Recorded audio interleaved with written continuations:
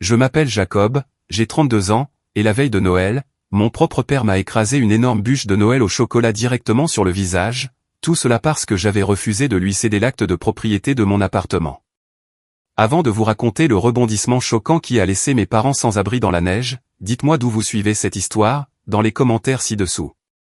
Le trajet jusqu'à la maison de mes parents aurait dû être une simple promenade de 20 minutes sur l'autoroute. Au lieu de cela ressemblait à une marche lente, pénible, vers une audience de condamnation.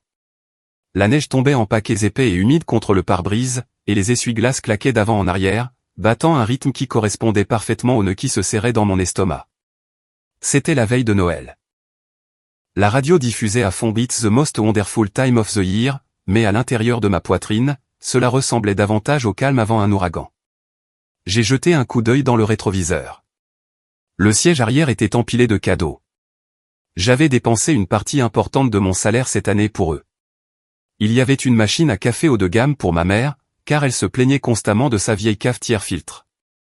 Pour mon père, Arthur, j'avais acheté un ensemble de clubs de golf de première qualité, même s'il n'avait pas mis les pieds sur un fairway depuis 3 ans. Et pour Caleb, mon jeune frère, j'avais pris la toute dernière console de jeu. Ce n'était pas parce que nous étions proches, nous ne l'étions pas. C'était une offrande de paix. C'était la taxe que je payais pour faire partie de cette famille. J'habitais chez moi, dans un appartement en ville, depuis environ 3 mois maintenant. C'était mon sanctuaire. Je l'avais acheté avec mon propre argent, de l'argent gagné grâce à des années de travail acharné, à faire des semaines de 60 heures en tant qu'ingénieur logiciel. Pas d'héritage, pas d'aumône, juste moi, mon code, et beaucoup de nuits blanches. Déménager a été la meilleure décision que j'ai jamais prise. Le silence dans mon appartement était d'or. Pas de cris, pas de commentaires passifs-agressifs sur mes choix de carrière, et surtout, pas de nettoyage derrière Caleb.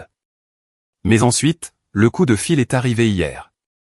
Jacob, chéri, avait dit ma mère, Martha, sa voix dégoulinant de ce ton mielleux qu'elle utilisait quand elle voulait quelque chose. Tu dois rentrer à la maison pour le dîner du réveillon de Noël. Ton père et moi, nous devons discuter d'une affaire de famille. C'est important. En plus, je prépare ton rôti préféré. J'aurais dû m'en douter. J'aurais dû rester dans mon appartement, commander un chinois à emporter, et regarder Die Hard.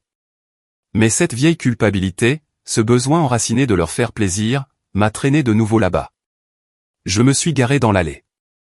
La maison avait l'air parfaite, comme une image d'Épinal. Des lumières multicolores drapaient le toit, clignotant selon un motif chaotique qui me donnait des crises d'épilepsie quand j'étais gamin. Un Père Noël gonflable saluait de manière maniaque depuis la pelouse, battue par le vent. Cela ressemblait à la carte de Noël américaine par excellence.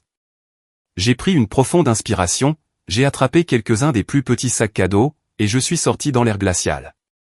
Le froid me mordait les joues, mais c'était rafraîchissant comparé à la chaleur étouffante qui, je le savais, m'attendait à l'intérieur. J'ai déverrouillé la porte d'entrée, j'avais encore mon ancienne clé et je suis entré. L'odeur m'a frappé en premier. Cannelle, pain et viande rôtie. Ça sentait la nostalgie. Ça sentait le mensonge. Bonjour, ai-je appelé, en tapant mes bottes pour enlever la neige. Dans le salon, ma mère a crié. Je suis entré. Le salon était un sanctuaire dédié au consumérisme de Noël. Des piles de boîtes emballées trônaient sous un arbre immense qui frôlait le plafond. Et là, assis sur le canapé, entouré de papiers cadeaux déchirés, se trouvait Caleb. Il ne levait pas les yeux. Il avait 24 ans, mais il ressemblait à un adolescent trop grand. Il portait un pyjama, ses cheveux étaient en bataille, et il tenait un téléphone fixé à un trépied avec un anneau lumineux, parlant fort à un écran. Yo les gars, petit point rapide sur le butin. On attend les gros trucs pour plus tard, mais regardez ça. Il a brandi une boîte de basket. Il était encore en direct. Caleb pensait qu'il était un influenceur. En réalité, c'était un chômeur avec un problème de jeu et l'illusion que le monde lui devait une audience. Et, Caleb, ai-je dit en posant les cadeaux sur la table basse. Il m'a jeté un coup d'œil, puis a regardé son téléphone. Oh, et le chat. Mon frère vient d'arriver. Le mec de la tech. Des trucs ennuyeux. Bref, assurez-vous d'exploser ce bouton j'aime si vous voulez voir le festin de Noël. Il ne m'a même pas dit bonjour. Il a juste narré mon arrivée à des inconnus. Mon père, Arthur, était assis dans son fauteuil inclinable, un verre de scotch à la main. Il ne s'est pas levé. Il n'a pas souri. Il a juste scruté les cadeaux que j'avais posés, puis m'a regardé. « Tu es en retard » a-t-il grogné. « Il est 17h30, papa. »« Tu as dit 18h, ai-je répondu, essayant de garder une voix égale. « La circulation est une excuse pour une mauvaise planification » a-t-il marmonné en prenant une gorgée de son verre. « Tu l'as apporté » J'ai froncé les sourcils en enlevant mon manteau. « Apporter quoi ? Les cadeaux ? Ouais, ils sont juste là. Les clubs de golf sont dans la voiture. Je les prendrai plus tard. » Il a agité la main avec dédain. « Pas les jouets, Jacob. Les papiers. Ta mère a dit que tu apporterais les papiers. » « Quels papiers ? » Avant qu'il ne puisse répondre, ma mère a débarqué de la cuisine, s'essuyant les mains sur un tablier festif où il était écrit assistant du Père Noël. Elle s'est précipitée et m'a donné une étreinte latérale rigide, faisant attention à ne pas mettre de farine sur mon costume. « Jacob, tu as réussi. » Elle s'est reculée, scannant mon visage, puis mes vêtements. « Tu as l'air maigre. Est-ce que tu manges ? La nourriture en ville est pleine de conservateurs. »« Je vais bien, maman. » Papa demandait à propos de papier. Elle s'est figée une fraction de seconde, son sourire vacillant avant qu'elle ne le replaque sur son visage. « Oh, pas maintenant, Arthur. Laisse le garçon s'installer. C'est la veille de Noël. On pourra parler affaires après le dîner. Jacob, pourquoi n'irais-tu pas aider Caleb à installer son éclairage ? Il a besoin que la salle à manger ait l'air professionnel pour son stream. » J'ai regardé Caleb, qui posait maintenant avec une bouteille d'eau de Cologne qu'il avait dû ouvrir d'un cadeau en avance. « Maman, je ne suis pas éclairagiste. Je viens de conduire 1 heure à travers une tempête de neige. »« C'est pour la famille, Jacob, » a-t-elle dit, sa voix descendant de cette octave qui signifiait fais-le ou sinon. « Soutiens ton frère. » Sa carrière d'école. Carrière ? J'ai pouffé dans ma barbe. Mais je n'ai pas insisté. Pas encore. J'ai erré dans la salle à manger. La table était dressée pour un roi. Porcelaine fine, verre en cristal, argenterie polie. Et au centre, reposant sur un plat en cristal, se trouvait le chef-d'œuvre, une bûche de Noël. C'était une bûche roulée à la perfection, recouverte d'une épaisse ganache au chocolat noir texturé pour ressembler à de l'écorce, avec des champignons en meringue et des feuilles de houx en massepain. C'était mon dessert préféré. Chaque année, je l'attendais avec impatience. Et chaque année depuis 10 ans, quelque chose l'avait gâché. L'année dernière, Caleb avait éternué dessus par accident. L'année d'avant, papa l'avait fait tomber alors qu'il était ivre. J'ai fixé le gâteau. D'un noir et d'une richesse hypnotisant. Il avait l'air parfait. Peut-être que cette année serait différente. Peut-être que nous allions vraiment nous asseoir, manger du gâteau et rire. N'y touche pas, la voix de Caleb venait de derrière moi. Il se tenait dans l'encadrement de la porte, téléphone à la main. J'ai besoin de plans de coupe avant que quelqu'un ne le découpe. C'est pour l'esthétique. Je ne le touchais pas, Caleb. Bien, parce que ce stream est sponsorisé. Enfin, pas officiellement, mais je tague la boulangerie, j'essaie d'obtenir un partenariat. Il est passé devant moi, fourrant la caméra de son téléphone à quelques centimètres du glaçage. Je l'ai regardé, un homme adulte agissant comme un enfant, et j'ai ressenti une vague d'épuisement. J'ai regardé autour de la pièce. Les murs étaient couverts de photos. Caleb gagnant un trophée de participation au football. Caleb au bal de promo. La remise de diplôme de lycée de Caleb. Il y avait une photo de moi petite, cachée dans un coin datant de mon premier emploi. Mon estomac s'est noué. J'aurais dû faire demi-tour à ce moment précis. J'aurais dû franchir la porte, monter dans ma voiture et retourner dans mon appartement silencieux et paisible. Mais je ne l'ai pas fait. Je suis resté. Et ce fut ma première erreur de la soirée. À table dans 10 minutes, a crié maman.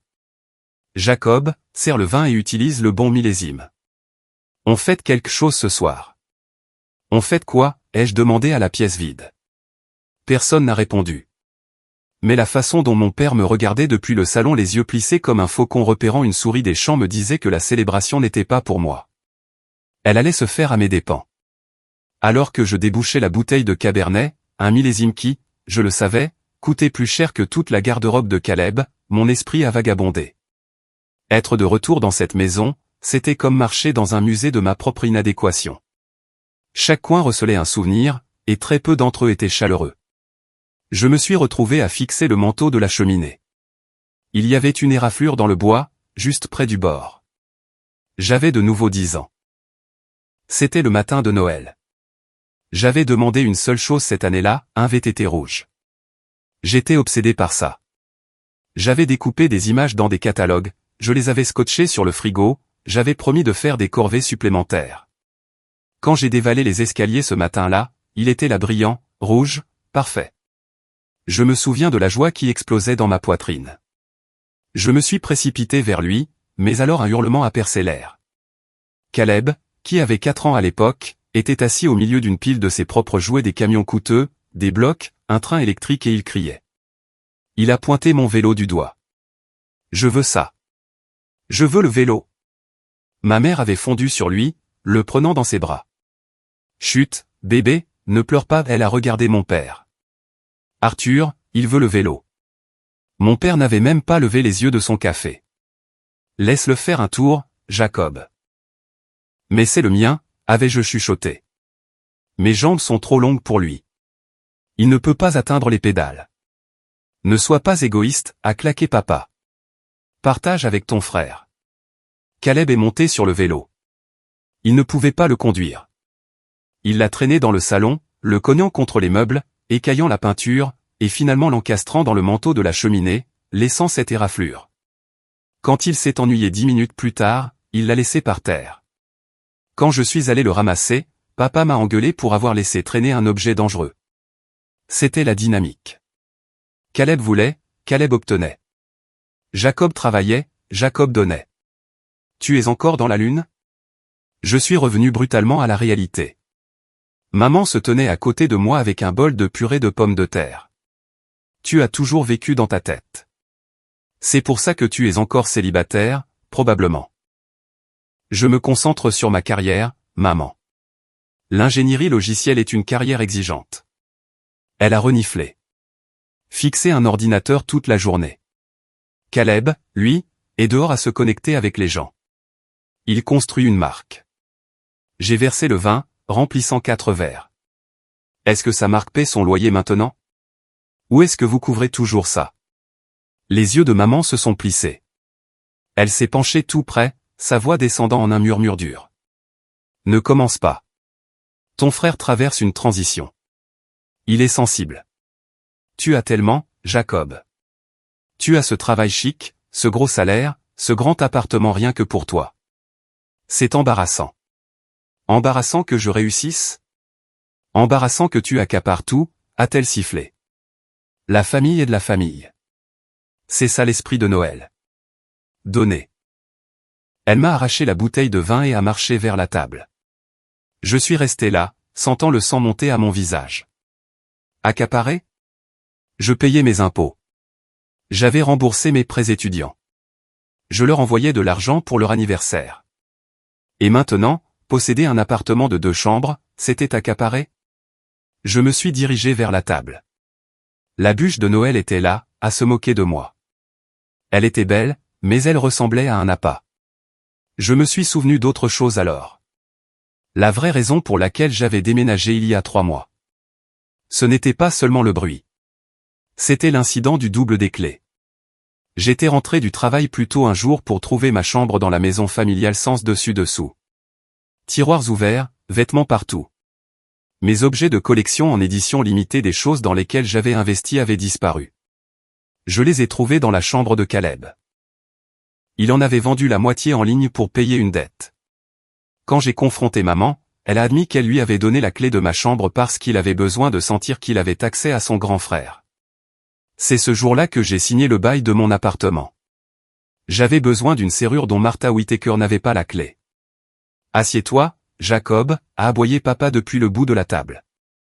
J'ai pris ma place. La chaise semblait dure et impitoyable. Caleb s'est assis en face de moi, ajustant son trépied pour que l'anneau lumineux se reflète dans ses yeux. Ok, le stream est en direct dans 3, 2, a chuchoté Caleb pour lui-même, avant de plaquer un faux sourire éblouissant sur son visage. Quoi de neuf, la famille? Joyeux Noël! Nous sommes ici au domaine Whittaker sur le point d'attaquer ce festin. Dédicace à Mama Whittaker pour la bouffe. Il a tourné la caméra vers maman, qui a fait un signe de la main et s'est pavané. Puis il a tourné vers papa, qui a levé son verre stoïquement. Puis vers moi. Et voilà Jacob, le Grinch. Souris, frérot. Tu es sur Internet. Caleb a ri. Je n'ai pas souri. J'ai pris une gorgée de vin. Il avait un goût aigre. Ou peut-être que c'était juste la bile qui montait dans ma gorge. Mangeons, a dit papa. La nourriture a été passée. Rôti de bœuf, pommes de terre au beurre, haricots verts au bacon. C'était délicieux, techniquement, mais je ne pouvais rien goûter. J'attendais que le couperet tombe. Les papiers. La discussion. Ça n'a pas pris longtemps. Vers le milieu du repas, juste au moment où je coupais un morceau de bœuf, papa s'est raclé la gorge. C'était un son fort et grondant qui commandait l'attention. Caleb a mis son stream en sourdine une seconde, un rare moment de conscience. Jacob, a dit papa, s'essuyant la bouche avec une serviette en lin. Ta mère et moi avons réfléchi à ta situation de logement. J'ai posé ma fourchette. Ma situation de logement va très bien, papa. J'adore l'appartement. C'est près du travail. C'est calme. C'est égoïste, a interrompu papa. Silence. Même Caleb a levé les yeux, intrigué. Il a réactivé le son de son stream, sentant le drame. Il a légèrement incliné le téléphone pour que papa et moi soyons tous les deux dans le cadre. Pardon, ai-je demandé. Tu as un appartement de 2 chambres dans le centre-ville, a continué papa, sa voix calme, factuelle, comme s'il lisait un bulletin météo. 110 mètres carrés, au plafond, Internet par fibre optique. Je connais les spécifications, papa. Je l'ai acheté. Et tu y vis seul, a renchéri maman, sa voix douce mais venimeuse. Tout cet espace gâché. Pendant ce temps, ton frère est ici à essayer de lancer un empire médiatique depuis sa chambre d'enfant. L'éclairage est mauvais. L'acoustique est terrible. Il ne peut pas se concentrer avec nous, les vieux, qui marchons partout. J'ai regardé de maman à papa, puis à Caleb, qui essayait d'avoir l'air d'un artiste en souffrance. Et alors, ai-je demandé, bien que je sache déjà où cela menait. Alors, a dit papa, se penchant en avant, plaçant ses coudes sur la table. Nous avons décidé qu'il était temps de faire un échange. J'ai cligné des yeux. Un échange? Caleb a besoin de ton appartement, a dit papa. Il a besoin de l'espace studio. L'emplacement est meilleur pour son réseautage. Toi, en revanche, tu es au bureau toute la journée. Tu n'as pas besoin de luxe. Tu as besoin d'économiser de l'argent. Donc, Caleb va emménager dans l'appartement. Toi, tu vas revenir ici. J'ai ri. C'était un son sec, sans humour. Bonne blague, papa. Joyeux Noël. Le visage de papa n'a pas bougé. Ce n'est pas une blague.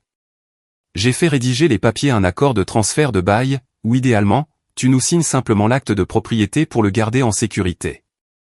Et nous laissons Caleb gérer la propriété. La pièce a tourné un peu.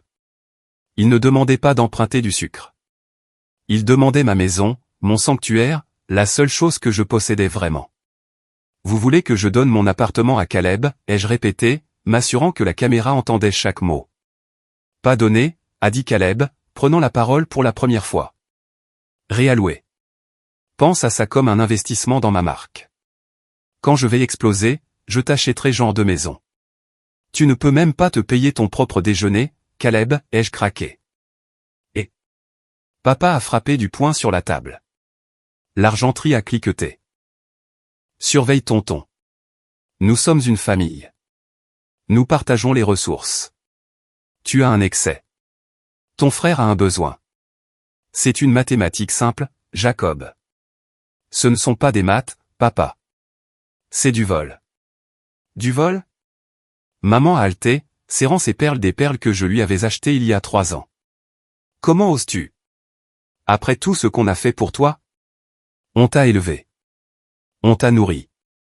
Et je vous ai remboursé, ai-je dit, ma voix montant. J'ai payé un loyer du jour de mes 18 ans jusqu'au jour où j'ai déménagé. J'ai acheté la voiture que tu conduis, maman. J'ai payé le nouveau toit l'été dernier. C'est ton devoir, a rugi papa. Tu es l'aîné. C'est ton devoir de tirer la famille vers le haut. Caleb est spécial. Il a du talent. Il a juste besoin d'une chance. Toi tu es une abeille ouvrière. Tu peux travailler de n'importe où. Tu peux travailler depuis le sous-sol ici. Le sous-sol? Je l'ai fixé. Tu veux que je vive dans le sous-sol humide et non fini pour qu'il puisse vivre dans mon appartement terrasse. C'est temporaire, a supplié maman. Juste pour 1 an ou 2, jusqu'à ce que Caleb retombe sur ses pieds. J'ai regardé Caleb. Il souriait en coin. Il savait qu'il avait gagné. Il gagnait toujours. Il a regardé l'écran de son téléphone et a fait un clin d'œil à ses spectateurs. Quelque chose en moi s'est brisé. Le fantôme du garçon de 10 ans qui avait perdu son vélo s'est levé et a dit « ça suffit ». L'air dans la salle à manger était si chargé de sentiments de qu'on aurait pu le couper au couteau. Les odeurs festives de cannelle et de bœuf rôti étaient devenues nauséabondes. J'ai regardé autour de la table les gens qui partageaient mon ADN. Ils ressemblaient à des étrangers. En fait, pire que des étrangers. Les étrangers ne se sentent pas en droit de réclamer le toit au-dessus de votre tête. Laissez-moi bien comprendre, ai-je dit, ma voix tremblant légèrement. Non pas de peur, mais du pur effort pour retenir un cri. Vous voulez que je signe l'acte de propriété, un document légal représentant un demi-million de dollars de mon capital durement gagné à Caleb, gratuitement? Ne sois pas si vulgaire avec l'argent, a craché papa, coupant agressivement dans son steak. Le couteau a crissé contre l'assiette en porcelaine, envoyant des frissons dans mon dos. C'est une question de potentiel. Caleb est au bord de la grandeur. Nous devons faciliter cette grandeur. Je me suis tourné vers Caleb. Tu as 300 spectateurs, Caleb. La moitié d'entre eux sont des bots. J'ai 4000 abonnés, a riposté Caleb, son visage devenant rose. Et l'engagement est en hausse de 20% ce mois-ci. Tu ne comprends pas l'algorithme, Jacob. Tu es un boomer dans un corps de millénial. Je construis les algorithmes que tu utilises pour mendier de l'argent, ai-je contré. Ça suffit, est intervenue maman, versant plus de vin dans le verre de papa, sa main tremblante. Jacob, arrête d'attaquer ton frère. C'est exactement pour ça qu'il a besoin de l'appartement. L'énergie négative dans cette maison. Ça étouffe sa créativité. Il a besoin d'un flux de chi. Ton condo a un excellent chi. Mon condo a un prêt hypothécaire. Maman, qui va payer ça? Eh bien, a-t-elle hésité, regardant papa. Papa a mâché sa viande lentement, avalant avant de parler. Tu continueras à payer le prêt. Évidemment. C'est à ton nom. Ce serait de la fraude si tu ne le faisais pas, je l'ai fixé, bouche bée. Donc, je paie le prêt, les charges, les frais de copropriété, et je vis dans votre sous-sol pendant que Caleb détruit ma propriété. Il ne la détruira pas, a dit maman rapidement. Il est très artistique. Il a dessiné sur les murs au marqueur indélébile quand il avait 17 ans. C'était une peinture murale, a crié Caleb. J'ai repoussé mon assiette. Je ne pouvais pas faire ça. Je me suis levé. Non. Le mot est resté suspendu dans l'air. Simple, calme, lourd. Papa a arrêté de mâcher. Il a levé les yeux, ses yeux froids et morts. Qu'est-ce que tu as dit? J'ai dit, non. Je ne lui donne pas mon appartement. Je ne reviens pas vivre ici. Et je ne vais certainement pas payer pour qu'il joue à l'influenceur dans mon salon. Papa a posé sa fourchette lentement. Assieds-toi, Jacob. Je m'en vais, ai-je dit. Assieds-toi. Sa voix a tonné, faisant trembler les murs. Je me suis figé. Les vieilles habitudes ont la vie dure. L'autorité dans sa voix était un déclencheur auquel j'avais été programmé pour obéir pendant 3 décennies. Je ne me suis pas assis, mais je ne suis pas parti non plus. Je suis resté debout, agrippant le dossier de ma chaise, mes jointures devenant blanches. Tu es un enfant ingrat, a dit papa, sa voix descendant en un grognement menaçant. Nous avons tout sacrifié pour toi. Nous t'avons donné une structure, de la discipline. Vous m'avez donné de l'anxiété et des complexes, ai-je riposté. Nous avons fait de toi un homme. Papa s'est levé maintenant, dominant la table. C'était un grand homme, aux épaules larges, bien que l'âge commençât à l'adoucir autour de la taille. Mais à ce moment-là, il paraissait géant. Et c'est comme ça que tu nous rembourses? En accaparant ta richesse? En écrasant ton frère? Il ne m'écrase pas, papa, a interjeté Caleb, tenant le téléphone bien haut pour avoir un meilleur angle de la confrontation. Il est juste jaloux. Il a toujours été jaloux de mon charisme. Ferme-la, Caleb, ai-je claqué. Ne lui dis pas de la fermer, a hurlé maman. Elle s'est levée aussi, des larmes coulant instantanément sur son visage, une arme qu'elle pouvait déployer sur commande. Tu gâches Noël. Pourquoi ne peux-tu pas juste être généreux? Pourquoi dois-tu être si difficile? Difficile? Maman, vous me demandez ma maison. On demande de l'aide, a-t-elle gémi.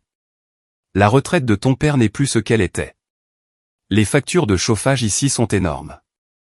Si tu reviens, l'argent de ton loyer, je veux dire, ta contribution nous aiderait à garder cet endroit. Et Caleb ne serait plus à notre charge. Ça résout tout.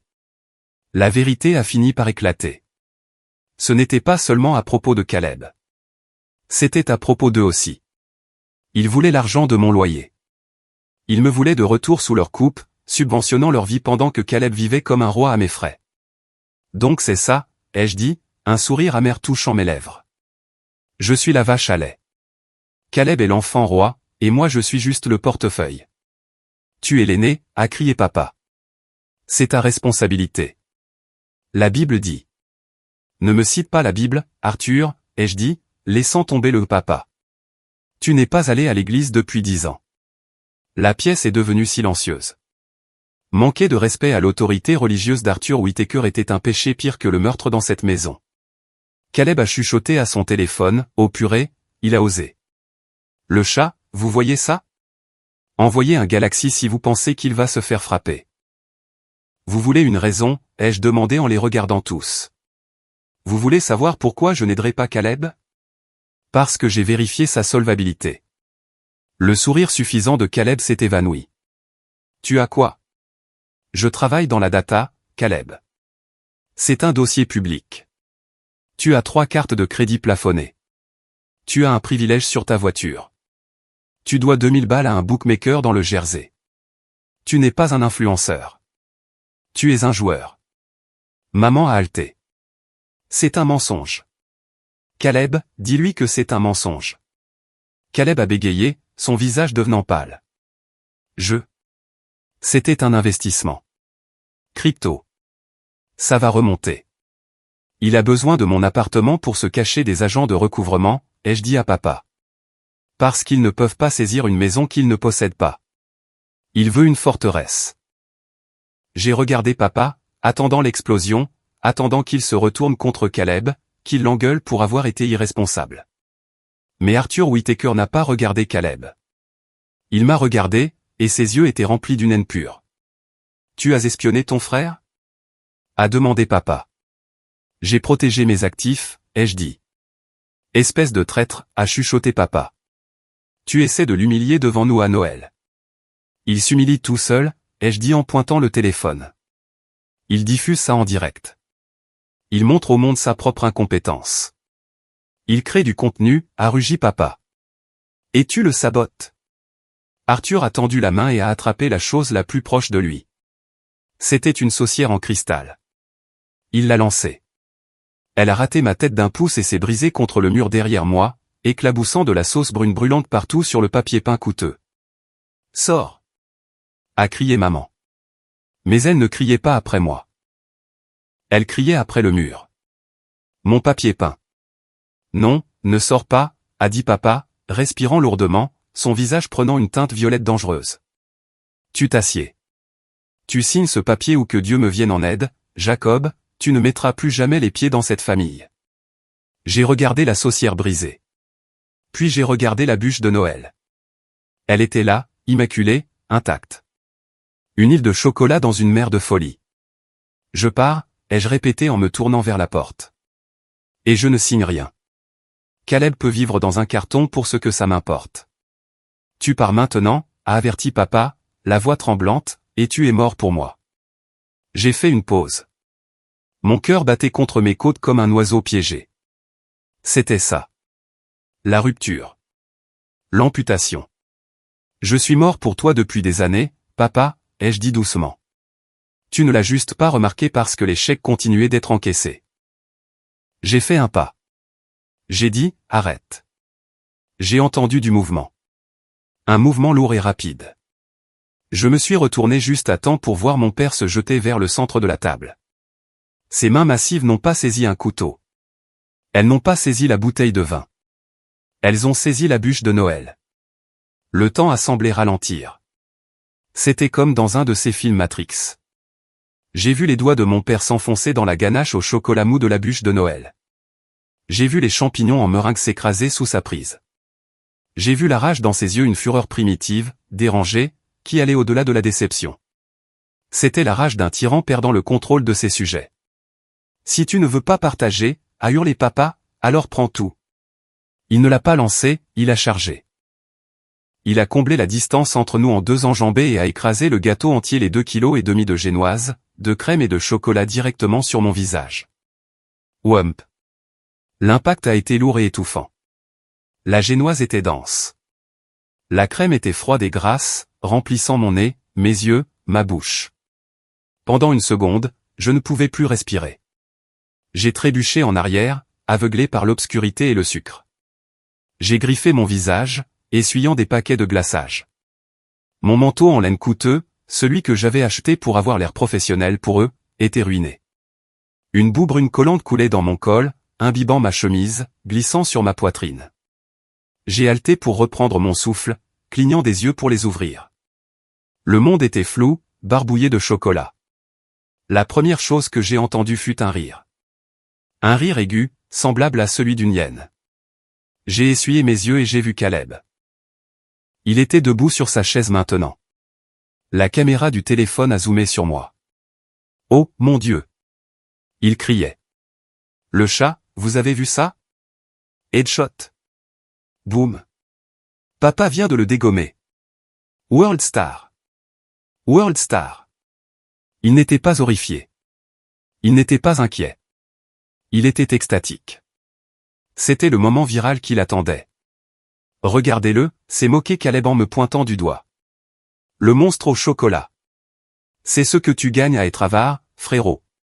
Mange ça. Mange les riches. J'ai regardé maman. Sûrement qu'elle allait arrêter ça. Sûrement que cela dépassait les bornes. Martha se tenait près du buffet, la main sur la bouche. Mais elle ne me regardait pas avec pitié. Elle regardait la table. La nappe, a-t-elle jeun?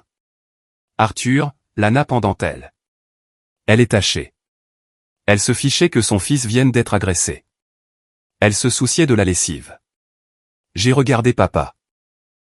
Il haletait, du chocolat barbouillé sur ses mains et ses poignets. Il avait l'air triomphant. Il avait l'air de venir de marquer un touchdown. Maintenant, a-t-il dit en respirant fort. Tu te laves le visage. Tu t'assieds. Et tu signes le papier. Ou la prochaine chose que je lancerai ne sera pas molle. Je suis resté là, dégoulinant. La douceur du glaçage était écœurante. L'humiliation brûlait plus fort que la honte.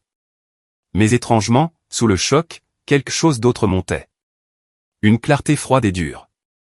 J'avais fini. J'ai fouillé dans ma poche, ma main glissante de crème, et j'ai sorti mon téléphone. J'ai essuyé l'objectif de la caméra avec la seule partie propre de ma manche. « Qu'est-ce que tu fais ?» a demandé papa, ses yeux se plissant. « Je documente », ai-je dit calmement. Ma voix semblait étrange à mes propres oreilles. D'un calme olympien. Voix de fait. Coups et blessures. Caleb, continue de filmer. Tu fournis d'excellentes preuves pour mon avocat. Avocat? Papa a ri. Je suis ton père. On ne poursuit pas son père en justice. Regarde-moi faire. Espèce de sale gosse ingrat. Papa s'est avancé de nouveau, levant le poing. Fais-le, les jeux défiés. Fais-le devant la caméra. Laisse le monde voir Arthur Whittaker pour qui il est vraiment. L'ancien de l'église, le pilier de la communauté, battant son fils pour un appartement. Papa a hésité. Il a regardé le téléphone de Caleb, puis le mien. La lumière rouge de l'enregistrement était un moyen de dissuasion que même sa rage ne pouvait ignorer complètement. « Tu n'es pas mon fils », a-t-il craché. « Mon fils se sacrifierait pour sa famille. Mon fils comprendrait le devoir. Ton fils est un compte en banque pour toi, ai-je dit en essuyant le chocolat de mon menton. Et le compte est fermé définitivement. Alors sors, a-t-il grogné. Sors de ma maison. Et n'ose pas reprendre ces cadeaux. Considère-les comme un paiement pour la nourriture que tu as gâchée. La nourriture que j'ai gâchée? J'ai ri. Un son humide et gargouillant. Tu me l'as jeté dessus. Parce que tu m'as provoqué. Tu m'as forcé à le faire. Tout comme tu as forcé Caleb à casser ton vélo. Tout comme tu fais pleurer ta mère. C'est toujours toi, Jacob. Tu es le poison dans cette maison. Le gaslighting, la manipulation mentale était magistrale. Absolue. Dans son esprit, il était la victime. Il était le punisseur vertueux. Je pars, ai-je dit en me tournant vers la porte. Mais ne m'attendez pas à l'hôpital quand vous serez vieux. Ne m'attendez pas aux funérailles. Et Caleb, bonne chance avec les usuriers. J'espère qu'ils acceptent les gemmes comme paiement. Attends, a crié Caleb en sautant à terre. Ne pars pas encore. J'ai besoin d'une miniature. Retourne-toi. Laisse-moi prendre une photo du bordel.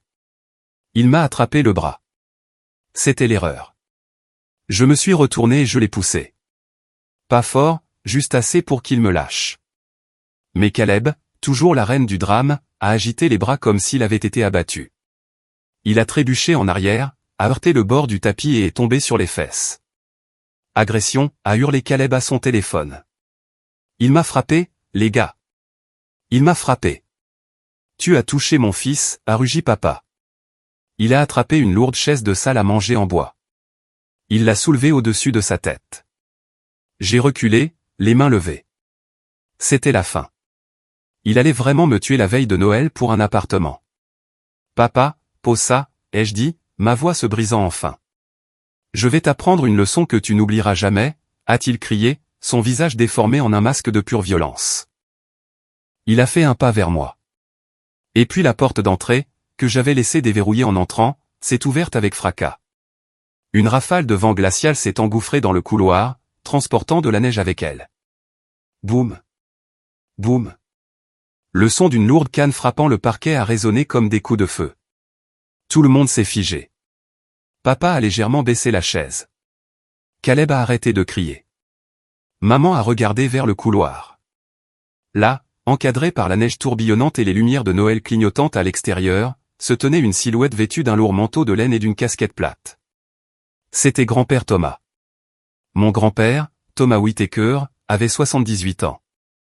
C'était un vétéran du Vietnam, un homme qui avait bâti sa propre entreprise de construction à partir de rien, et la seule personne dans cette famille que je respectais vraiment. Il vivait dans le studio attenant, une petite remise aménagée à l'arrière de la propriété. Il restait généralement dans son coin, dégoûté par la paresse de mon père et la vanité de mon frère. Nous pensions qu'il dormait ou qu'il regardait de vieux westerns. Nous avions tort.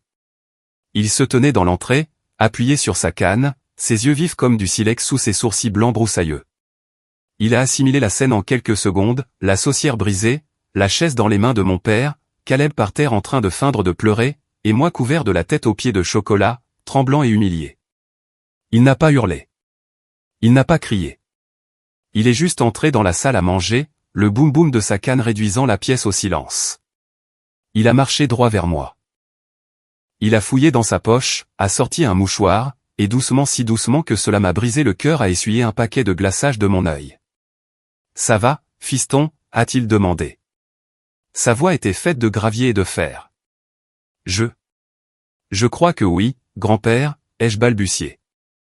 Il a hoché la tête. Puis il s'est tourné vers mon père. Pose cette chaise, Arthur, a dit grand-père doucement. Papa a baissé la chaise, son visage devenant rouge. Il ressemblait à un enfant pris sur le fait, mais son ego ne le laissait pas reculer complètement. Il a pointé Caleb du doigt. Papa, il manque de respect à la maison. Il est venu ici pour chercher des problèmes. J'ai tout entendu, a dit grand-père. J'étais debout sur le porche depuis 10 minutes. La couleur a quitté le visage de papa. Tu as entendu? J'ai entendu que tu essayais d'extorquer ton fils, a dit grand-père, déplaçant son regard vers maman. J'ai entendu que tu le culpabilisais. Il a regardé Caleb. Et je t'ai entendu rire. Nous étions justes. C'était une négociation, a bégayé papa. On essaie de garder la famille unie. Jacob est égoïste avec ses actifs. Ses actifs? Grand-père a laissé échapper un rire court et sec. Tu veux parler d'actifs, Arthur? Grand-père a fouillé dans la poche de son manteau et a sorti une enveloppe épaisse et pliée. Il l'a jetée sur la table de la salle à manger. Elle a atterri juste à côté du plat vide où se trouvait le gâteau. Qu'est-ce que c'est? A chuchoté maman. Ça, a dit grand-père, c'est l'acte de propriété de cette maison. Papa a froncé les sourcils. Je sais que c'est ta maison. Mais tu as dit qu'elle serait la mienne un jour. J'ai changé mon testament, a dit grand-père calmement. Il y a 3 mois. Le jour où Jacob a déménagé. Le jour où j'ai vu Martha donner la clé de la chambre de Jacob à Caleb pour qu'il puisse le voler. Maman a laissé échapper un halètement étranglé. Tu savais? Je vois tout, a dit grand-père. J'ai vu comment vous traitez le seul garçon qui travaille réellement. Le seul garçon qui a réellement de l'honneur. Grand-père a pointé un doigt tordu vers l'enveloppe. J'ai cédé la propriété en tant que donation entre vifs. Ça veut dire pendant que je suis vivant. Le transfert a été enregistré la semaine dernière. Alors quoi? A demandé papa, en sueur maintenant. Alors, tu me l'as donné plus tôt pour économiser sur les droits de succession? Grand-père a souri.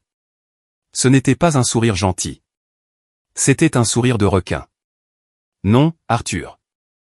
Je ne te l'ai pas donné. Grand-père s'est tourné vers moi. Il a placé sa main sur mon épaule tachée de chocolat. Je l'ai donné à Jacob. Le silence qui a suivi était assourdissant. Il était plus lourd que la neige dehors. Quoi? A chuchoté Caleb en baissant son téléphone. Cette maison, a dit grand-père, sa voix résonnant clairement. Ce terrain. La remise dans laquelle je vis. Tout appartient à Jacob Whittaker depuis le 15 décembre. C'est impossible, a crié papa. Tu ne peux pas faire ça. Je suis ton fils. C'est mon droit de naissance. Tu as perdu ton droit de naissance quand tu as jeté un gâteau sur le nouveau propriétaire, a dit grand-père froidement. Il m'a regardé. C'est ta maison, Jacob. Qu'est-ce que tu veux faire? Je suis resté là, abasourdi. Le poids du moment s'est abattu sur moi. J'ai regardé la maison dans laquelle j'avais grandi, les murs qui contenaient tant de douleur. J'ai regardé mon père, qui tremblait maintenant de peur. J'ai regardé ma mère, qui sanglotait dans ses mains. J'ai regardé Caleb, qui avait l'air de voir son monde s'écrouler. J'ai essuyé mon visage avec ma manche. J'ai pris une profonde inspiration. Je veux qu'il sorte, ai-je dit. Jacob, a hurlé maman. Tu ne peux pas. C'est Noël.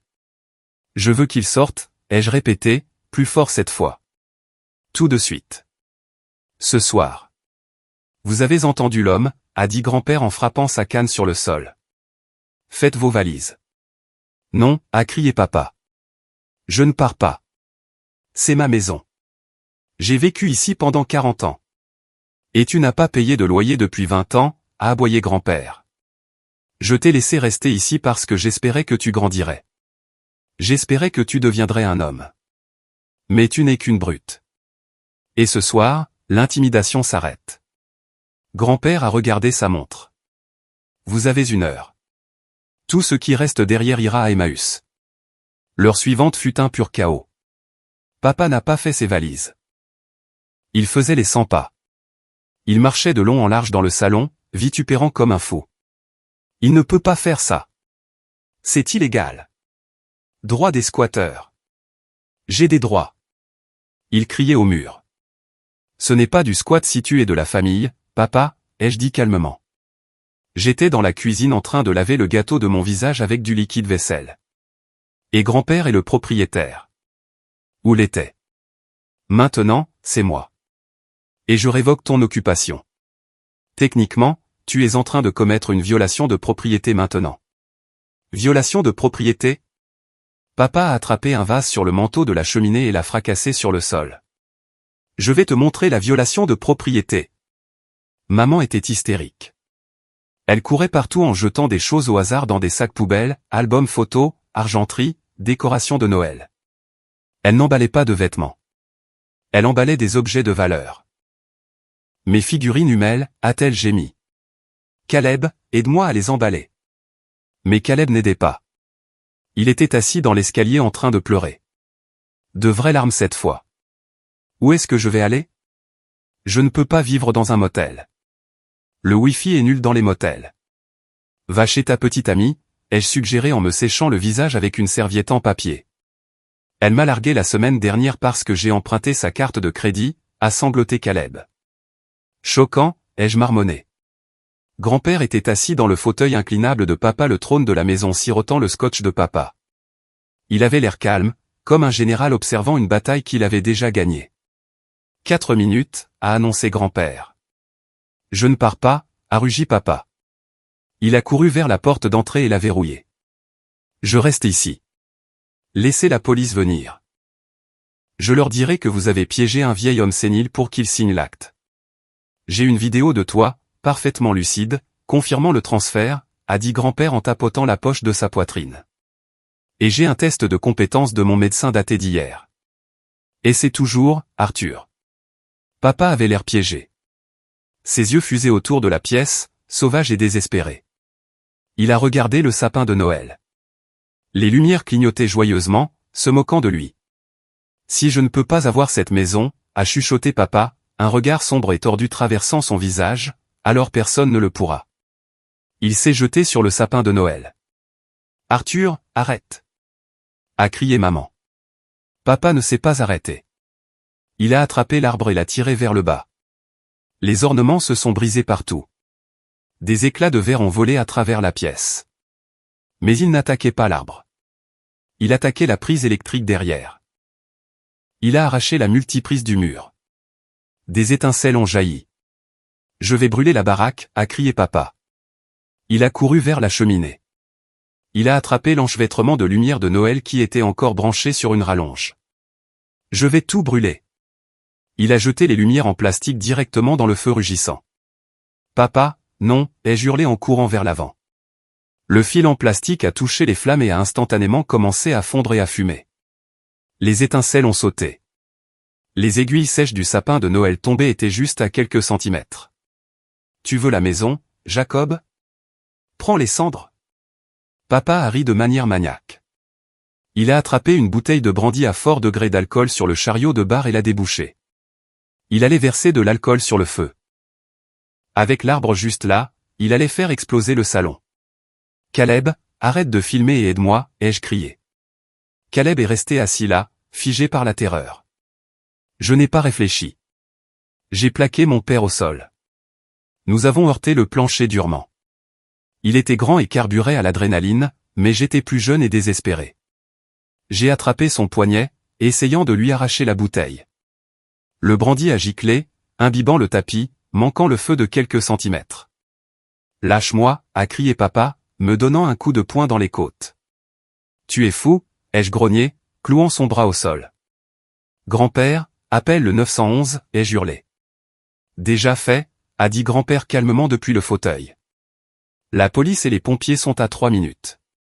Papa a entendu les sirènes au loin.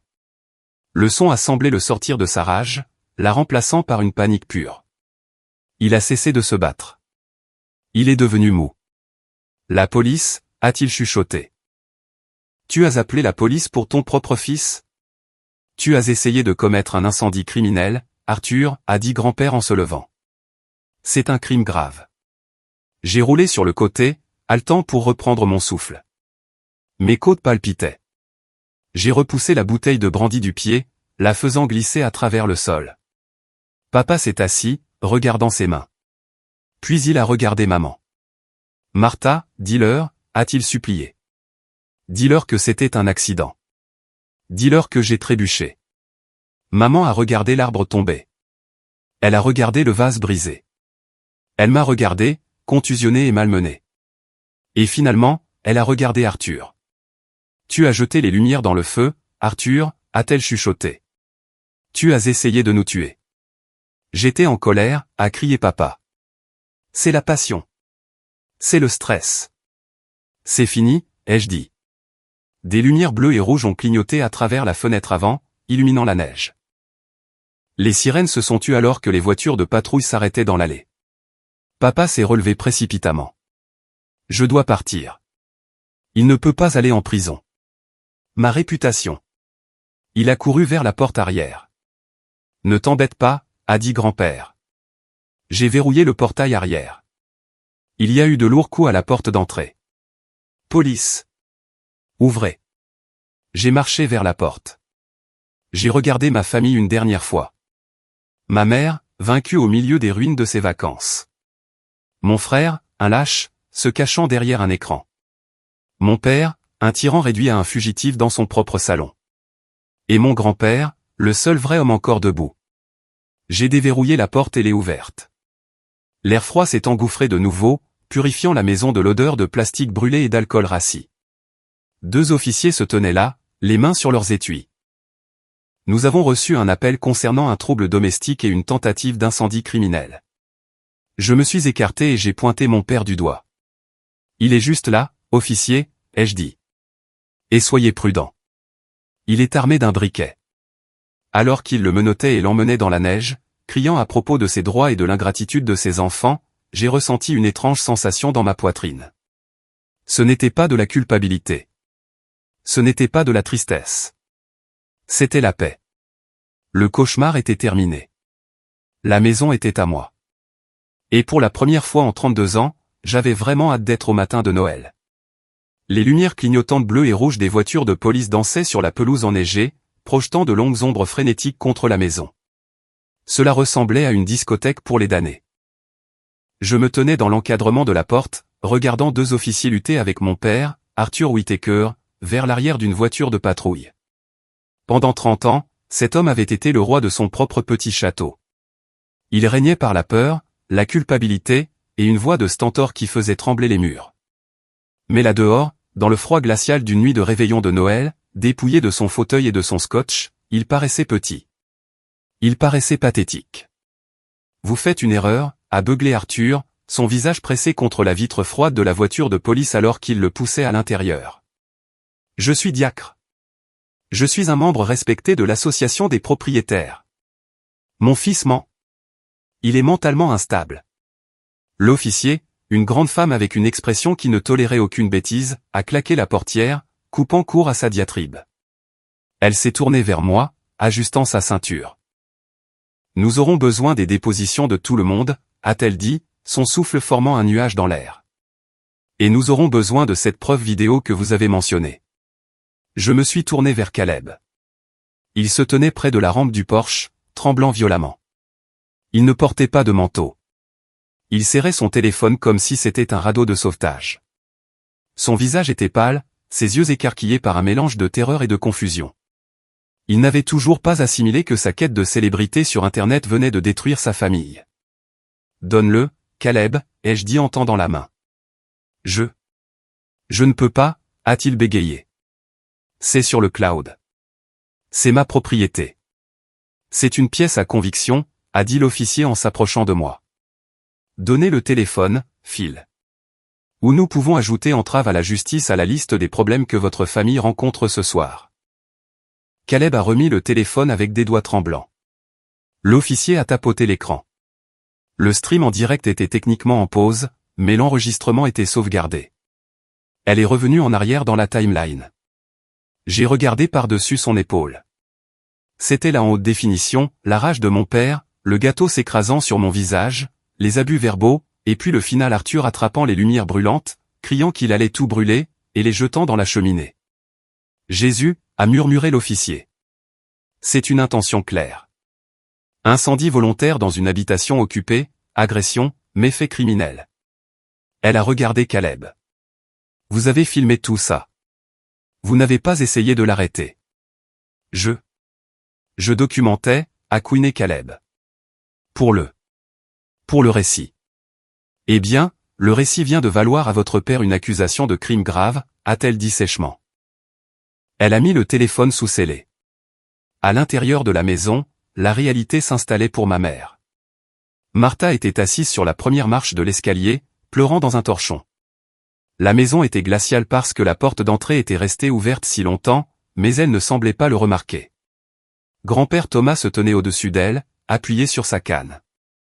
Il ressemblait à un vieux chêne qui avait résisté à un millier de tempêtes inébranlables. « Tu dois partir, Martha » a dit grand-père. Sa voix n'était pas forte, mais elle portait un poids qui écrasait la pièce. « Mais Arthur est parti » a-t-elle sangloté, levant les yeux avec du mascara coulant sur ses joues. Ils l'ont emmené. Tu ne peux pas me mettre dehors aussi. Je n'ai nulle part où aller. C'est Noël. Tu aurais dû penser à ça quand tu as regardé ton mari agresser mon petit-fils, a dit grand-père. Tu aurais dû penser à ça quand tu as essayé de voler sa propriété. Je n'ai pas volé, a-t-elle supplié, se tournant vers moi alors que je rentrais. Jacob, dis-lui. J'essayais juste de maintenir la paix. J'essayais juste d'aider ton frère. Je l'ai regardé. Vraiment regardé. Pendant des années, j'avais trouvé des excuses à ma mère. Je me disais qu'elle était aussi une victime du tempérament de papa. Je me disais qu'elle était juste faible. Mais en la regardant maintenant, j'ai vu la vérité. Elle n'était pas une victime. Elle était une facilitatrice. C'est elle qui avait donné à Caleb les clés de ma chambre. C'est elle qui m'avait culpabilisé pour venir ce soir. Elle était le copilote de cet atterrissage en catastrophe. Tu n'aidais pas Caleb, ai-je dit, ma voix stable. Tu l'estropiais. Tu lui as appris qu'il pouvait prendre tout ce qu'il voulait sans jamais faire face à une conséquence. Et tu m'as utilisé pour financer ça. Je suis ta mère, a-t-elle gémi. Et c'est ton beau-père, ai-je dit en pointant grand-père. Et tu as essayé de le faire déclarer incompétent pour pouvoir saisir ses biens. Ne crois pas que je ne sois pas au courant des rendez-vous médicaux que tu as essayé de programmer dans son dos. Martha est devenue silencieuse. Sa mâchoire est tombée. Elle ne savait pas que je savais ça. J'avais trouvé les messages vocaux sur le téléphone fixe il y a des mois lors d'une visite. Fais tes valises, maman. J'ai dit que tu pouvais appeler ta sœur Clara. Elle a toujours beaucoup d'opinions sur la façon dont la famille devrait agir. Voyons si elle a une chambre d'amis. L'heure suivante fut un flou de misère. Martha a fait 2 valises, principalement remplies de ses bijoux et de crèmes coûteuses. Caleb a jeté sa console de jeu et un sac de vêtements dans sa voiture, une voiture pour laquelle je m'étais porté co-signataire il y a 3 ans. Je retire mon nom du prêt auto demain, Caleb, lui ai-je dit alors qu'il chargeait le coffre. Il s'est retourné, les yeux flamboyants. Tu ne peux pas faire ça. Ils vont la saisir. Alors tu ferais mieux de trouver un travail, ai-je dit. Les fast-food embauchent. J'ai entendu dire qu'ils paient à la semaine. Je te déteste, a-t-il craché. Tu as ruiné ma vie. Non, Caleb, ai-je dit en regardant la neige tomber sur ses baskets coûteuses. J'ai juste arrêté de payer pour elles. Ils sont partis dans la nuit enneigée, suivant la voiture de police qui détenait mon père. La maison est devenue silencieuse. Le vent sifflait par la porte ouverte. Je suis rentré et j'ai fermé la porte. Je l'ai verrouillée. Le clic du pêne dormant a résonné comme la note finale d'une symphonie. Grand-père était dans la cuisine, balayant les restes brisés du vase et des ornements de Noël. Je suis allé lui prendre le balai. Je m'en occupe, grand-père. Assieds-toi. Il a secoué la tête. J'ai besoin de bouger. Ça maintient la circulation du sang. Il s'est arrêté et m'a regardé. Mon visage était encore rouge d'avoir frotté le sucre, et ma chemise était tachée de brun. Tu t'es bien débrouillé, Jacob. Tu n'as pas donné un seul coup de poing. Tu l'as laissé creuser sa propre tombe. Je voulais le frapper, ai-je admis. Je voulais lui faire mal. Mais tu ne l'as pas fait, a dit grand-père. C'est la différence entre un homme et un enfant. Un enfant réagit. Un homme répond. Nous avons passé le reste de cette veille de Noël à nettoyer. Nous avons jeté le tapis ruiné. Nous avons traîné le sapin de Noël à moitié brûlé sur le trottoir. C'était symbolique. Nous purgions la maison de la pourriture. À minuit, la maison était propre. Vide, mais propre. Nous nous sommes assis dans la cuisine en mangeant des sandwichs au jambon et en buvant le vin coûteux que j'avais apporté. Alors, a dit grand-père en prenant une bouchée de son sandwich. Et maintenant? Maintenant, ai-je dit en regardant autour de la cuisine qui était enfin, vraiment la mienne. Maintenant, on prend un avocat. Les jours suivants furent un tourbillon de chaos juridique. J'ai engagé Franklin Moore, un requin du barreau spécialisé dans le droit des successions et les conflits familiaux. Il était cher, me coûtant une partie de mon salaire, mais il valait chaque centime. Nous avons déposé une ordonnance restrictive contre Arthur, Martha et Caleb. Compte tenu de la preuve vidéo et du rapport d'arrestation, le juge l'a accordé immédiatement. Mais la vraie justice est venue d'Internet. Parce que le stream en direct de Caleb avait été saisi comme preuve, la police a publié une version expurgée du rapport de police. Et d'une manière ou d'une autre probablement via l'un des fans de Caleb qui avait enregistré son écran, la vidéo de l'incident a fuité en ligne. Elle n'est pas devenue virale de la façon dont Caleb le voulait. Elle est devenue virale sur les subreddits et les forums de Justice Porn. Des millions de personnes ont vu Arthur Whitaker jeter un gâteau sur son fils. Des millions de personnes l'ont entendu crier qu'il allait brûler la maison. Les commentaires étaient brutaux. Ce père appartient à une cage. Le frère qui filme juste? Quel psychopathe. J'espère que le grand frère a pris la maison et les a laissés dans la neige. Les chaînes de médias sociaux de Caleb ont été inondées de haine. Il a perdu tous les abonnés qu'il avait gagnés. Il a essayé de poster une vidéo d'excuses où il pleurait et blâmait son éducation, mais Internet a vu clair dans son jeu. Il a été étiqueté comme le garçon au gâteau, un mème de l'entitlement, sentiment de dû. Il a dû supprimer tous ses comptes. Sa marque était morte. Arthur ne s'en est pas mieux sorti. La vidéo a fait les nouvelles locales. L'église où il était diacre lui a demandé de démissionner. Le country club a révoqué son adhésion. Il est passé de leader respecté de la communauté à paria en 48 heures. Puis est venu le coup financier. J'ai découvert grâce à Franklin qu'Arthur avait vidé le fonds universitaire de Caleb il y a des années pour payer de mauvais investissements et ses propres hobbies de golf. C'était pour ça qu'ils étaient si désespérés d'avoir ma maison. Ils étaient fauchés. Ils vivaient à crédit et sur les apparences depuis une décennie. Martha a essayé de m'appeler une semaine plus tard. Elle semblait différente, désespérée. Jacob, a-t-elle pleuré sur la messagerie vocale. Ton père, il parle de divorce. Il me blâme d'avoir laissé entrer la police. Il dit que je ne l'ai pas protégé. Je loge dans un motel sur la route 9. S'il te plaît, chérie, je suis ta mère. Je n'ai pas d'argent. Laisse-moi juste venir rester dans la chambre d'amis. Je cuisinerai. Je nettoierai. J'ai écouté le message dans mon bureau au travail. J'ai regardé le bouton de fin d'appel. J'ai pensé aux années de négligence. J'ai pensé au vélo. J'ai pensé au gâteau. Je n'ai pas supprimé le message. Je l'ai transféré à mon avocat. Franklin, ai-je dit quand il a décroché, ma mère me contacte. Rappelle-lui l'ordonnance restrictive et dis-lui que si elle a besoin d'argent, elle peut demander à son fils préféré. J'ai entendu dire que Burger King embauche. J'ai raccroché. C'était froid. C'était dur. Mais c'était nécessaire. J'avais fini de m'immoler par le feu pour les garder au chaud. 1 an plus tard, la neige tombait à nouveau, tout comme lors de cette nuit cauchemardesque. Mais cette fois, l'atmosphère à l'intérieur de la maison Whitaker était entièrement différente. L'odeur de cannelle et de bœuf rôti était de retour, mais la tension avait disparu. Du jazz doux jouait sur les enceintes au lieu du braillement frénétique d'un match de football. Le sapin de Noël dans le coin était modeste, décoré de lumière blanche de bon goût et d'ornements qui signifiaient réellement quelque chose pour moi, des souvenirs de mes voyages, des cadeaux faits main par des amis, et quelques vieux soldats en bois que grand-père avait sculptés. Je me tenais dans la cuisine en train de couper des légumes. Je portais un pull de Noël moche où il était écrit joyeux et lumineux. Et pour la première fois de ma vie, je le ressentais vraiment. Besoin d'aide avec ces carottes?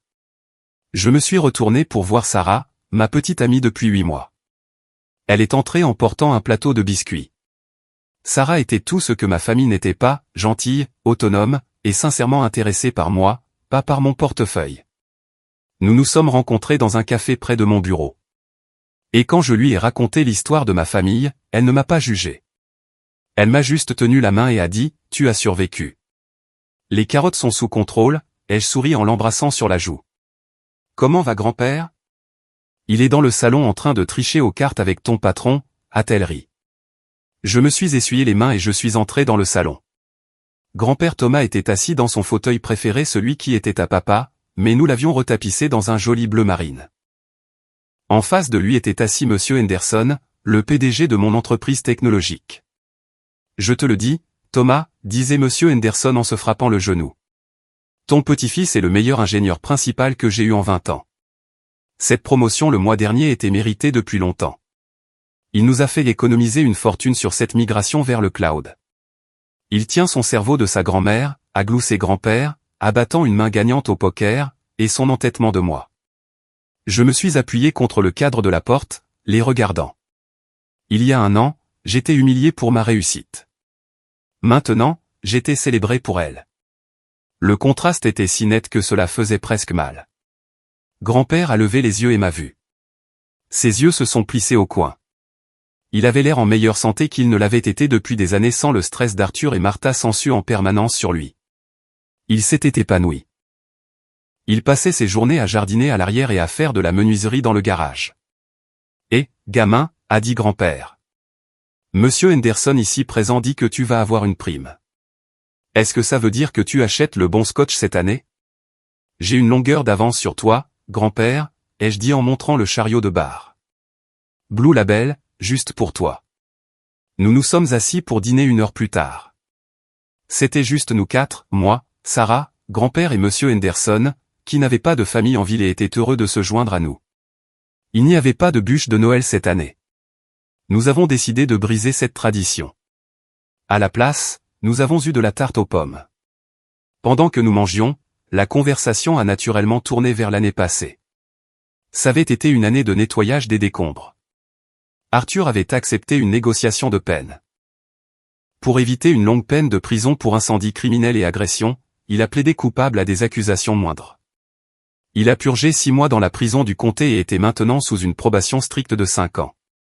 Il vivait dans une maison de transition à 3 villes de là, travaillant comme concierge de nuit. Il n'avait pas le droit de nous contacter, et honnêtement, il n'avait pas essayé. La honte était trop grande. Martha et Arthur ont fini par divorcer. C'était désordonné et amer. Sans l'argent de grand-père ni mon salaire à piller, ils se sont retournés l'un contre l'autre comme des loups affamés. Martha vivait actuellement chez tante Clara, exactement comme je l'avais prédit. D'après ce que j'ai entendu dire, elle était misérable, passant ses journées à se plaindre à qui voulait l'entendre de son fils ingrat. Et Caleb, l'enfant roi? Je l'ai vu une fois il y a environ 3 mois. Je m'arrêtais pour prendre de l'essence en allant au travail. Il travaillait à la caisse. Il avait l'air fatigué. Il avait pris du poids, et l'étincelle arrogante dans ses yeux avait disparu. Il portait un badge avec son nom qui était de travers. Il m'a vu. Il n'a rien dit. Il a juste scanné ma boisson énergisante et a baissé les yeux. Garde la monnaie, avais-je dit. Je n'ai pas besoin de ta charité, a-t-il marmonné. Mais il a pris l'argent. Je suis sorti de cette station-service en ressentant un étrange sentiment de pitié. Il était une victime aussi, d'une certaine manière.